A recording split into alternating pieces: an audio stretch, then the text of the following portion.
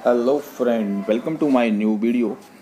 दोस्तों, आज इस वीडियो में हम देखेंगे कि जो कहा जाता है ना, अल्लाह और ईश्वर एक है। तो ईश्वर और अल्लाह कभी एक नहीं हो सकते हैं, क्योंकि जो ईश्वर है वो करुणा, भाव और भक्ति, लेकिन जो अल्लाह है वो आतंक, मारपीट और इन्हीं सब चीज़ों का दिखावा करता है, और करता भी है, दिखावा का एक्चुअल में करता है। तो इसी के ऊपर ये डिबेट है। आप ये डिबेट को देखिए, बहुत ही अच्छा डिबेट है ये। और फ्रेंड, मेरे चैनल को सब्सक्राइब कीजिए। सब्सक्राइब बहुत स्लो हो रहा है, तो थोड़ा सा स्पीड बढ़ाइए मेरे चैनल का, और सब्सक्राइब को प्लीज़ सब्सक्राइब कंप्लीट कीजिए और सब्सक्राइब करते रहिए। और आप इस वीडियो को देखिए, आपको बहुत सी चीज़ें समझ में आएगी कि किस तरीके से झूठ बता के लोगों का धर्म परिवर्तन कराया जाता है। आप इस वीडियो को पूरा देखिए, आपको बहुत अच्छा लगेगा। अल्लाह ही कहना चाहिए, खुदा या गॉड या ईश्वर नहीं कह सकते। अब हमारे देश में कुछ लोग जो है कहते हैं कि नबी ईश्वर अल्लाह तेरो नाम, तो ये बात जो है बहुत हद तक लोग जो है समझते हैं, उस पर जो है समझे वो ये समझ रहे होते हैं कि अल्लाह और ईश्वर एक ही है। लेकिन जितना मैंने भी गौर किया है, मुझे नहीं लगता कि ईश्वर अल्लाह एक है, ऐसा नहीं है। ईश्वर अलग है और अल्लाह अलग है, क्योंकि दोनों के साथ जुड़े हुए जो तसव्वुरात हैं वो बिल्कुल मुख्तलिफ हैं। मेरे नजदीक अल्लाह एक नक चढ़ा, एक उसेला, एक शरीर, एक फसादी खुदा है।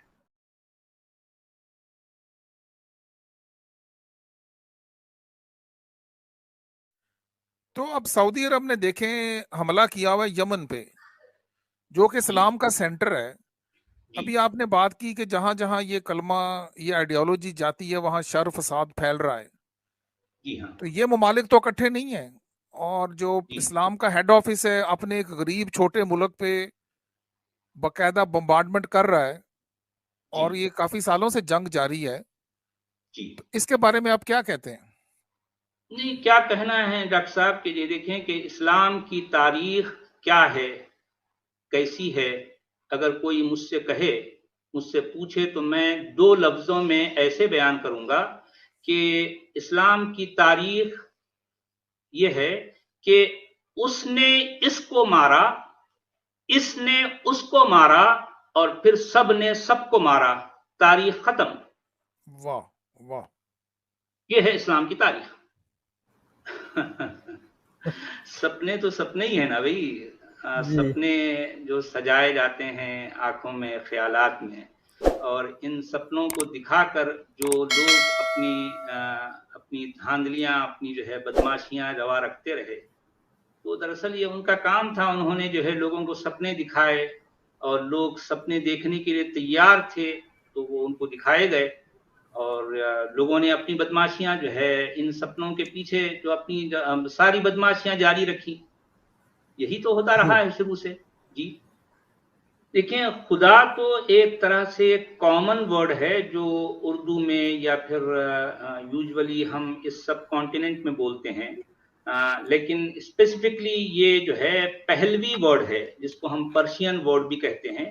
और खुदा की जो स्पेसिफिकेशन है पहलवी जबान में, या फिर उस मजहब में जिस मजहब का ये लफ्ज है, उसमें अहुर मजदा यानी एक बदी और जो है नेकी, खैर और शर के दो तरह के खुदा, यानी यूं समझिए कि खुदा के दो फेस हैं। एक तरफ नेकी है, दूसरी तरफ बदी है। एक तरफ जो है गुड है, दूसरी तरफ एविल है। ये हो गया खुदा। लेकिन नॉर्मली जो है खुदा हम अपनी जबान में, उर्दू में, हिंदी में, या इस इलाके के लोग जो है कह देते हैं, यानी इसका मतलब होगा गॉड। लेकिन स्पेसिफिकली जो अल्लाह है, ये इस अल्लाह को, इस लफ्ज को और इससे जुड़े जो कॉन्सेप्ट को, इसके तसव्वुर को अरबों ने जो है घड़ा है या तराशा है। इसके साथ जो बातें, जो तसव्वुरात जो है जो जुड़ी हुई हैं या जोड़ी गई हैं, ये सारा का सारा काम अरबों का है। और जाहिर बात है कि ये खुद कुरान में भी अल्लाह एक बिग बॉस की तरह है, उसको इस तरह से पेश किया गया है। हर मामले में खुदा से डराया जाता है, वो अल्लाह से डराया जाता है। और उस डरावे के पीछे इनको अपने जो मकासिद हैं वो पूरे करने होते हैं। जिन्होंने कुरान को लिखा, कुरान को लिखने वालों ने अल्लाह नामी एक वहम को जो तराशा है, उस तराश खराश में उसको तो तोगरा बना डाला, और इसकी आड़ में, इसकी ढाल में ये सारी अपनी बदमाशियां करते रहे कुरान को लिखने वालों ने। ये है असल बात। جو آرتھوڈکس قسم کے جو مسلم ہوتے ہیں جنہیں سلفی یا اہل حدیث کہا جاتا ہے، اصل میں انہوں نے یہ اس طرح کی بات لوگوں کے ذہنوں میں ڈالی کہ خدا کا تصور وہ الگ طرح کا ہوتا ہے. ایون گاڈ کے میننگ بھی انگلش میں کچھ اور طرح سے لیے جاتے ہیں. تو اس اسپیسیفیکیشن پر اللہ نہ تو فٹ بیٹھتا ہے نہ بٹھایا جا سکتا ہے. تو اللہ ایک طرح سے ان سب سے الگ ہے. یہ اپنے آپ کو الگ کہتا ہے، الگ منواتا ہے. وہ اس کو اللہ کو تراشنے والوں نے اللہ کو سب سے الگ رکھا، اور اس کے ساتھ جو کانسیپٹس کو جوڑا ہے، تو وہ کانسیپٹ صرف اللہ کے ساتھ جوڑے گئے ہیں. کسی اور ورڈ جیسا خدا ہے، ایشور ہے، گاڈ ہے، ان کے ساتھ یہ کانسیپٹ نہیں فٹ بیٹھتے. تو اس طرح سے یہ لوگ کہتے ہیں کہ نہیں، اللہ ہی کہنا چاہیے، خدا یا گاڈ یا ایشور نہیں کہہ سکتے. اب ہمارے دیش میں کچھ لوگ کہتے ہیں کہ نہیں بھی ایشور اللہ تیرو نام. تو یہ بات بہت حد تک لوگ سمجھتے ہیں، اور اس پر وہ یہ سمجھ رہے ہوتے ہیں کہ اللہ اور ایشور ایک ہی ہے. لیکن جتنا میں نے بھی غور کیا ہے، مجھے نہیں لگتا کہ ایشور اللہ ایک ہے. ایسا نہیں ہے. ایشور الگ ہے اور اللہ الگ ہے، کیونکہ دونوں کے ساتھ جڑے ہوئے جو تصورات ہیں وہ بالکل مختلف ہیں. میرے نزدیک اللہ ایک نک چڑھا، ایک غسیلا، ایک شریر، ایک فسادی خدا ہے. اکارڈنگ ٹو اسلام تو خیر ہم ایسا نہیں کہیں گے، لیکن کچھ ایسے ایلیمنٹس ہیں، کچھ ایسے لوگ ہیں جو یہ کہتے ہیں کہ ایسا نہیں ہونا چاہیے. وہ میرے حساب سے، میرے خیال سے شاید ٹھیک کہہ رہے ہیں، کیونکہ اللہ کا جو نک چڑھا پن یا اس کا غصہ، اس کی جو شرارت ہے، اس کا جو فساد ہے، یہ دوسرے خداؤں سے میچ نہیں کھاتا. دوسرے خدا اتنے شریر، اتنے فسادی نہیں ہے جتنا کہ اللہ ہے. تو اس اعتبار سے، اس لحاظ سے وہ جو کہہ رہے ہیں صحیح کہہ رہے ہیں. خدا شاید اس میں کوئی ایک نرمی بھی ہو، لیکن اللہ نرم نہیں ہو سکتا. وہ تو ہمیشہ غسیلا ہی رہے گا. وہ نک چڑھا اور بڑا فسادی جو ہوگا وہ اللہ کہلائے گا. یہ بات ہے. سچ والا جی، پاکستان میں رکشوں کے پیچھے سٹیکر لگے ہوتے ہیں بڑے بڑے سے کہ خدا نہ بولو، اللہ کہو. خدا غیر قرآنی لفظ ہے. ہاں وہی بات ہے نا جو آپ جو کہہ رہے ہیں نا ڈاکٹر صاحب. دراصل میں بھی یہی کہہ رہا ہوں کہ خدا غیر قرآنی لفظ ہے. بات صحیح ہے. اور قرآن میں جو اللہ یا قرآن نے جس اللہ کو پیش کیا ہے وہ یقیناً غسیلا اور نک چڑھا اور شریر اور فسادی خدا ہے. لیکن 99 نام بھی تو ہیں خدا کے، یہ بھی دیکھیں.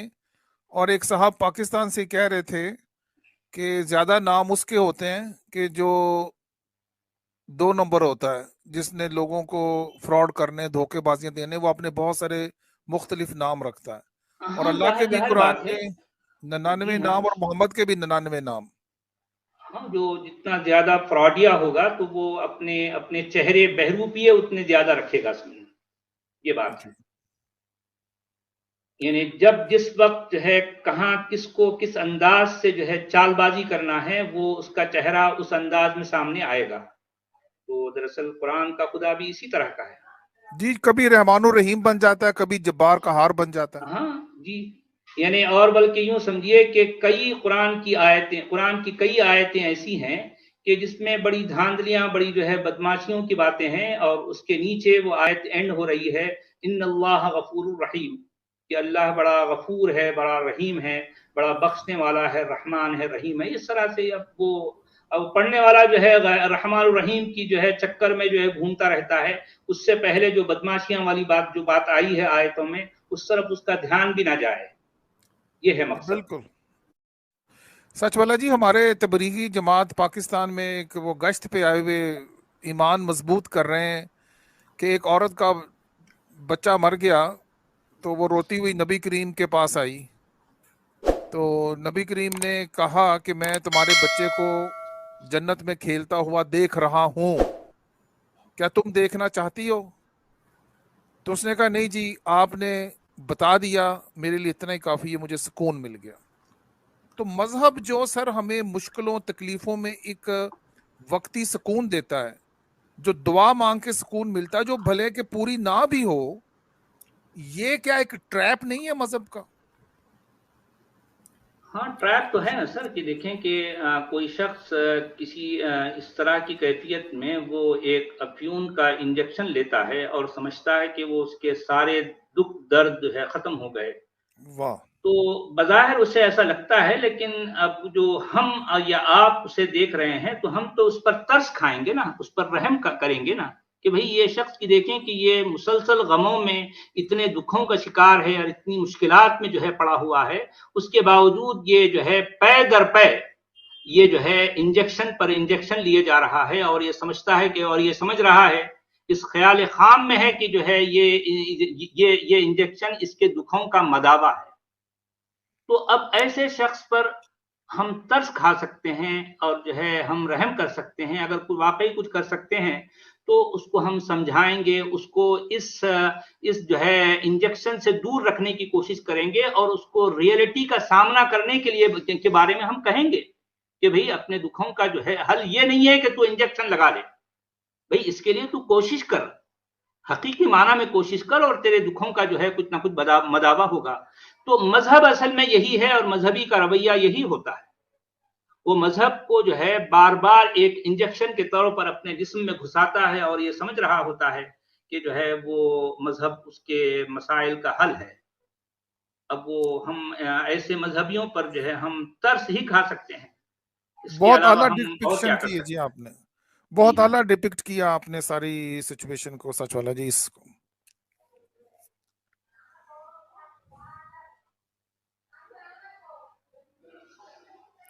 और देखिए कि वो इलाके, वो ममालिक, वो कौमें जो ख़ास तौर पर कुरान या जो है जिसे इसके बाद की जो किताबें हैं, जिसे हदीस कहा जाता है, कहानियाँ, इनको लेकर चल रही हैं या इनसे चिमटी हुई हैं, हम देख रहे हैं कि जो है वो मुसलसल कसम पुर्सी का शिकार हैं।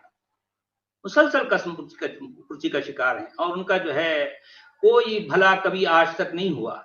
लेकिन वो कौमें, वो इलाके जो इस चिरान से दूर हैं, जिसे कुरान या जो है हदीस या जिसे इस्लाम कहा जाता है, इससे जो इस चिरान से दूर हैं, तो वो हर तरह से मुहकम भी हैं, मुस्तहकम भी हैं, मुनज़्ज़म भी हैं, और जो है उनके यहाँ नज़्म व नस्क़ है, उनके यहाँ जो है सुरख़रूई है, कामयाबी है। जी, हमारे अल्लामा इकबाल शायर मशरिक पाकिस्तान के, जिन्होंने ख्वाब देखा सो कॉल्ड, वो कहते हैं कि जी जुदा हो दी सियासत से तो रह जाती है चंगेजी। तो आप क्या कहते हैं इस बारे में?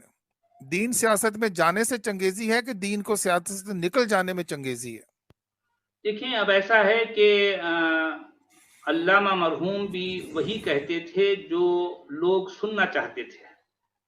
जी। जो पसंद करते थे लोग, उन्होंने उनकी पसंद की बात की है ज़्यादातर। वो मिलिटेंट्स की बात करते थे। वो जो है जज़्बातियात की बात करते थे। लोगों में जो है एक जज़्बा जो है किसी तरह से उजागर किया जाए, तो लोग इससे खुश होते हैं। तो ज़ाहिर बात है वो इसी तरह का चूरन बनाते और वो ये चूरन बेचते। बात खत्म, इतना ही था। जी, उन्होंने तो कहा कि एक हो मुस्लिम हरम की पासबानी के लिए, नील के साहिल तले ताब खाके ताशगर, के हाँ, सारे मुसलमान। नील के साहिल से लेकर ताबका के काशगर, ये एक ख्याली पुलाव है जो पहले भी ना कभी ऐसा हो सका, ना आज हो रहा है, ना कभी हो सकता है। ये सिर्फ ख्याली बातें हैं जो शायराना उपज में तो शायद दुरुस्त हो जाएं किताबी हद तक, लेकिन अमली तौर पर ऐसा कभी भी ना पहले कभी मुमकिन हुआ, ना आज कभी हो सकता है।